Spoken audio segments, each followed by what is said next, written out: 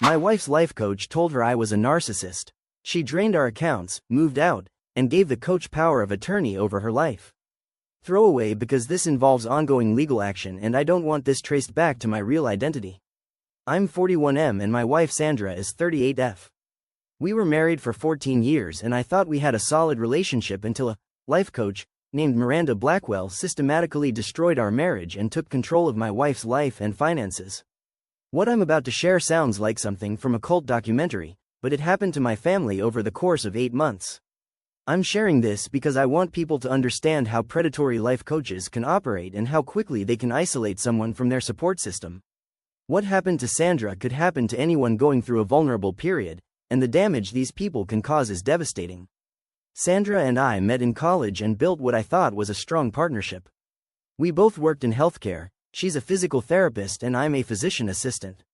We had our ups and downs like any couple, but we communicated well and always worked through problems together.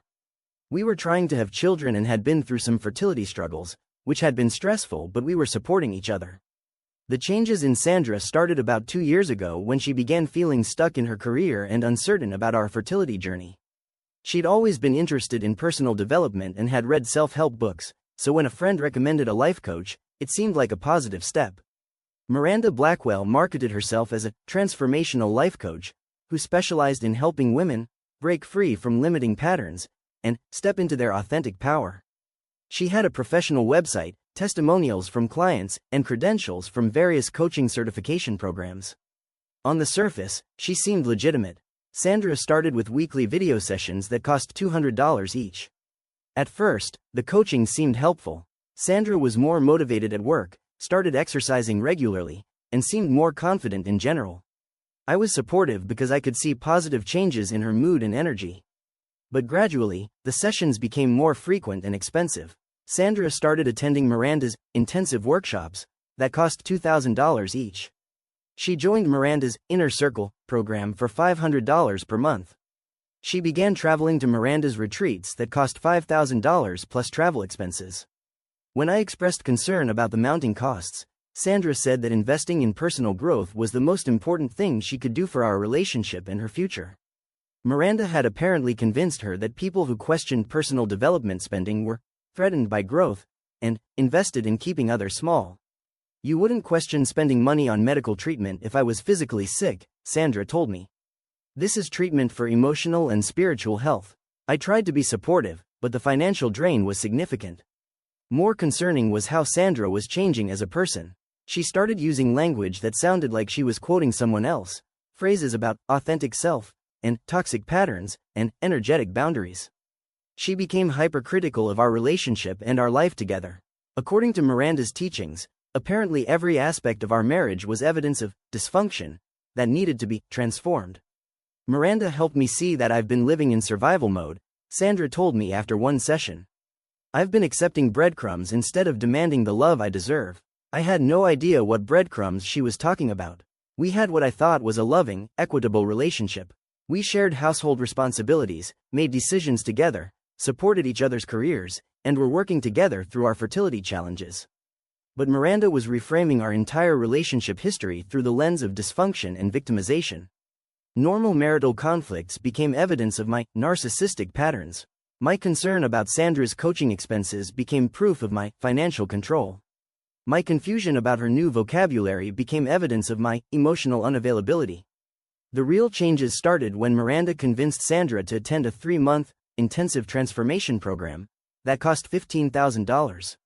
Sandra wanted to use money from our savings account to pay for it, money we'd been setting aside for fertility treatments. This program will heal the root causes of why we're having trouble conceiving, Sandra explained. Miranda says that my body is holding trauma from toxic relationships, and until I clear that, I won't be able to create new life. I asked Sandra to show me the scientific basis for these claims, but she said I was being linear and left-brained, and that I couldn't understand spiritual truth through medical training. This was completely unlike the Sandra I'd married. She'd always been logical and evidence-based in her thinking. She'd never shown interest in alternative healing modalities that couldn't be scientifically verified. During the 3-month program, Sandra had daily video calls with Miranda and attended weekend intensives in other cities. She started referring to Miranda as her spiritual mentor and soul guide. She talked about Miranda with the kind of reverence most people reserve for religious leaders. I tried to learn more about Miranda's background and qualifications. Her website was vague about her training, listing various certificate programs but no formal education in psychology or counseling. When I looked up some of the organizations that had supposedly certified her, several didn't exist or had no record of her participation. When I shared these concerns with Sandra, she accused me of trying to sabotage her growth and attacking her mentor. According to Miranda, apparently my research into her credentials was evidence of my controlling behavior and inability to support Sandra's autonomy. Miranda warned me that people in my life would try to undermine her work, Sandra said. She said you would probably attack her credentials because threatened men always try to discredit powerful women. I was trapped in an impossible situation. Any attempt to question Miranda's qualifications or methods was reframed as proof of my dysfunction. If I expressed concern about the money Sandra was spending, I was being financially controlling. If I asked questions about Miranda's teachings, I was being unsupportive of Sandra's growth. Meanwhile, Miranda was systematically isolating Sandra from everyone who might provide reality checks. She convinced Sandra that her family was toxic, and that her friends were energy drains, who were invested in keeping her stuck. Miranda helped me see that I've been surrounded by people who benefit from my dysfunction, Sandra told me. Everyone in my life has been enabling my patterns instead of supporting my healing. Sandra stopped spending time with her sister, who had been her closest friend. She distanced herself from colleagues who expressed concern about her personality changes. She even stopped talking to her parents, claiming they were too triggered by her growth to have healthy relationships with her. The only person Sandra trusted completely was Miranda, who was now her therapist, spiritual guide, business advisor, and best friend all rolled into one. By the end of the 3-month program, Sandra had become a completely different person. She talked constantly about awakening and consciousness and breaking free from the matrix. She looked at me with pity, as if I was a small child who couldn't understand complex concepts. "I feel so sad for you," she told me one evening. "You're so asleep, so unconscious. I wish you could see what I see." When I asked what she saw, she said that our entire marriage had been based on codependent patterns, and that I was a covert narcissist who had been energetically feeding off her life force. These weren't Sandra's words or thoughts. This was Miranda's assessment of our relationship, delivered through Sandra's mouth. My wife had become a mouthpiece for someone who had never met me or observed our relationship. The end came suddenly in March. I came home from work to find Sandra packing boxes in our bedroom. She was loading her belongings into her car with the help of 2 women I'd never met, who she introduced as her soul sisters from Miranda's program. "I'm moving out," Sandra announced. "Miranda helped me see that I can't heal while I'm still in this toxic environment." I was stunned. "Sandra, what are you talking about? We haven't even tried counseling or working through whatever problems you think we have. Couples counseling would just give you more tools to manipulate me," she said, again quoting something she'd obviously been taught. Miranda says that trying to heal a relationship with a narcissist is like trying to heal while someone is actively poisoning you. Sandra had convinced herself that I was emotionally abusive, even though she couldn't point to specific examples of abuse. According to Miranda's framework, the absence of obvious abuse just meant that I was a covert narcissist, whose manipulation was more subtle and dangerous. "I'm done shrinking myself to make you comfortable," Sandra said as she loaded the last of her belongings. "I'm finally ready to step into my power." She handed me divorce papers that had been prepared by a lawyer Miranda had recommended. She'd already filed for legal separation and had moved most of our money out of our joint accounts into an account that only she could access. But the most shocking revelation came when I reviewed the divorce paperwork. Sandra had given Miranda power of attorney over her financial and medical decisions. The woman who had convinced my wife that I was dangerous now had legal control over her life. "Sandra, you gave a life coach power of attorney? Do you understand what that means? Miranda is my spiritual advisor and the person I trust most in the world," Sandra said. "She's helping me make decisions from a place of clarity instead of trauma. She's a stranger who's been manipulating you for money. You've given someone you've known for 8 months more legal authority over your life than your husband of 14 years. That's exactly what Miranda said you'd say. She said you'd try to turn me against her by calling her a manipulator." Again, everything I said was being filtered through Miranda's predictions. Sandra had been programmed to interpret any criticism of Miranda as proof of Miranda's accuracy about my character. I tried to reason with Sandra about the power of attorney, explaining that she was giving up her autonomy to someone who profited from her dependence. But Sandra insisted that Miranda was empowering her by helping her make aligned decisions. Miranda doesn't make decisions for me, Sandra said. She helps me connect with my inner wisdom. But the legal documents told a different story. Miranda now had the authority to make financial, medical, and legal decisions on Sandra's behalf. She could access Sandra's bank accounts, sell her property, and even make healthcare choices for her. Sandra left that night to move into a house that Miranda owned, where several of her clients lived together in what Miranda called a conscious community. Sandra was now paying Miranda $3,000 per month in rent, on top of her ongoing coaching fees. In the span of 8 months, Miranda had convinced Sandra to leave her husband, isolate herself from her family, move into Miranda's house, and give Miranda legal control over her life. The transformation was so complete and rapid that I wondered if Sandra had experienced some kind of psychological break. I tried to contact Sandra's family to let them know what was happening, but Sandra had already told them that I was abusive and that they shouldn't believe anything I said about her healing journey. Her sister called me a few weeks after Sandra moved out. Sandra told us you've been emotionally abusing her for years, she said. She said you're trying to sabotage her therapy because you're afraid of losing control over her. Have you met this life coach? I asked. Do you know that Sandra gave her power of attorney? Sandra's an adult who can make her own decisions about her healing, her sister said. Maybe instead of attacking her therapist, you should look at why she needed to leave you. Sandra's family had bought into Miranda's narrative completely. They believed that Sandra had finally recognized abuse and found the strength to leave a toxic marriage. They saw Miranda as Sandra's savior, not her manipulator. The divorce proceedings were a nightmare. Miranda had referred Sandra to a lawyer who specialized in high-conflict divorces with narcissistic partners. This lawyer treated me as presumptively abusive and fought every aspect of the settlement aggressively. Sandra was demanding half of everything we owned, including my medical practice, plus spousal support that would total more than $8,000 per month. The financial demands were clearly designed to fund Sandra's ongoing payments to Miranda, not to support Sandra's actual living expenses. But the most disturbing aspect of the divorce was Sandra's behavior during depositions and court hearings. She spoke in the same programmed language she'd been using since Miranda's program, referring to me as toxic and unconscious, and claiming that she was finally free to live authentically.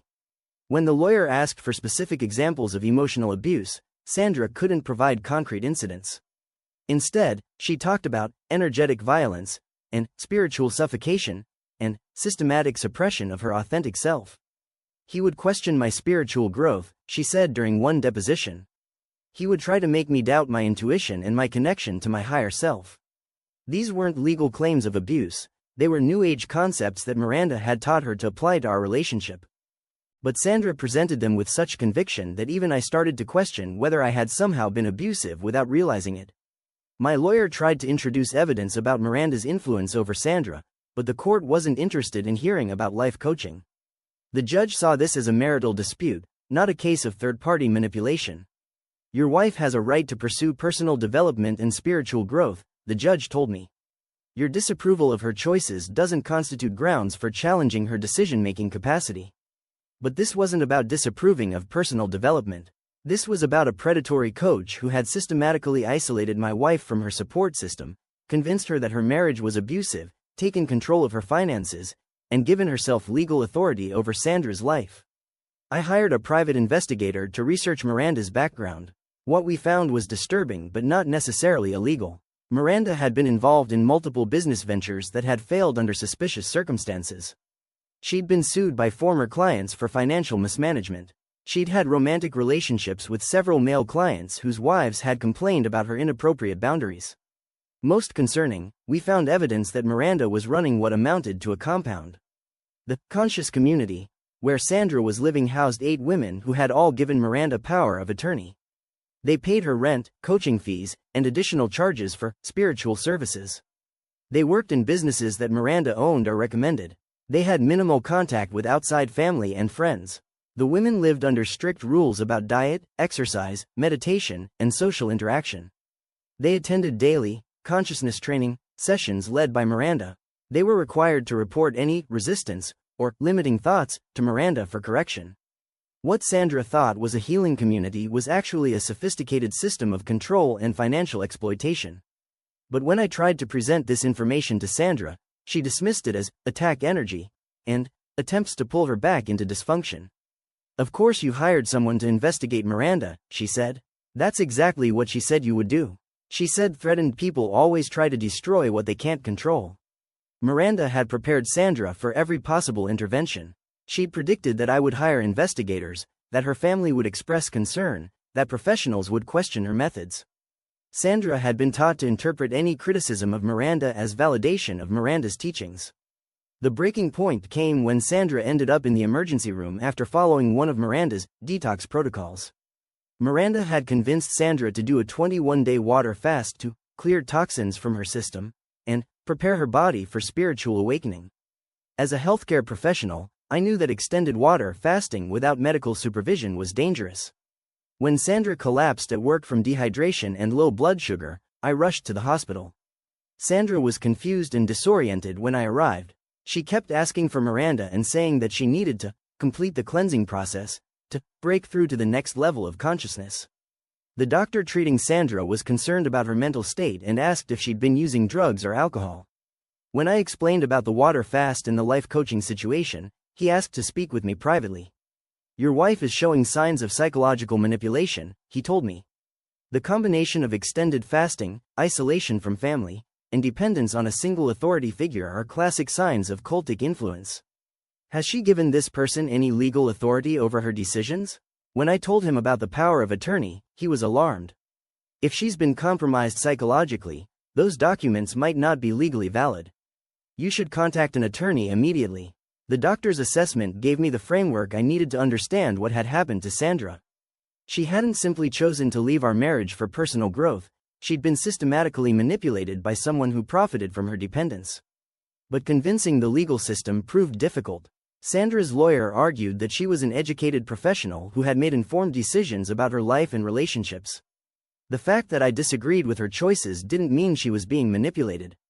However, the hospitalization had shaken some of Sandra's confidence in Miranda's guidance. For the first time in months, she agreed to have a conversation with me without Miranda present. "Sandra, you almost died following Miranda's advice," I told her in the hospital. "A water fast that puts you in the emergency room isn't spiritual cleansing, it's dangerous and irresponsible." For a moment, I saw a flicker of the old Sandra, the rational, scientifically minded woman I'd married. "Miranda said this might happen," she said quietly. "She said my body might rebel against the detox because I've been poisoned by conventional thinking for so long. Miranda isn't a medical professional. She has no training in nutrition or physiology. She's giving you advice that could kill you." But I felt so clear during the fast, so connected to my higher self. That was dehydration and malnutrition affecting your brain chemistry. You weren't having spiritual experiences, you were experiencing the effects of starvation. Sandra was quiet for a long time. "I don't know what to believe anymore," she finally said. That was the opening I'd been waiting for. For the first time in months, Sandra was expressing doubt about Miranda's teachings instead of defending them automatically. With the help of a specialist in cult deprogramming, I was able to gradually help Sandra recognize the patterns of manipulation she'd experienced. It took months of careful conversation and professional support, but eventually Sandra began to see how Miranda had isolated her from reality and taken control of her life.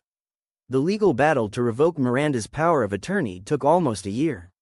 Sandra had to prove that she'd been psychologically compromised when she signed the documents, which required extensive psychiatric evaluation and testimony from experts in psychological manipulation. Miranda fought the revocation aggressively, claiming that Sandra was being re-victimized by her abusive ex-husband, and that the legal challenge was evidence of my narcissistic rage. But the evidence was overwhelming. The extended fasting, the financial exploitation, the isolation from family, the complete dependency on Miranda for all major decisions, it all pointed to a systematic pattern of psychological control. Sandra and I didn't reconcile romantically, but we did rebuild a friendship based on her recovery from Miranda's influence.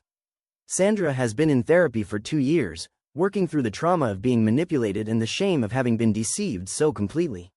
She's also been helping other women who were exploited by Miranda. It turns out there were dozens of former clients with similar stories, women who had given Miranda money, authority, and years of their lives before recognizing the manipulation. Miranda's conscious community was eventually shut down by local authorities after multiple complaints about financial exploitation and unsafe living conditions. Miranda moved to another state and started operating under a different name, but several of her former clients are pursuing legal action against her. Sandra lost almost $50,000 to Miranda over the course of their relationship. More significantly, she lost 2 years of her life, her marriage, and her relationships with family and friends. The emotional and psychological damage from being systematically manipulated has taken years to heal. I share this story because predatory life coaches like Miranda are operating everywhere, targeting vulnerable people with promises of transformation and empowerment. They use sophisticated psychological techniques to create dependency and isolate their victims from anyone who might provide reality checks.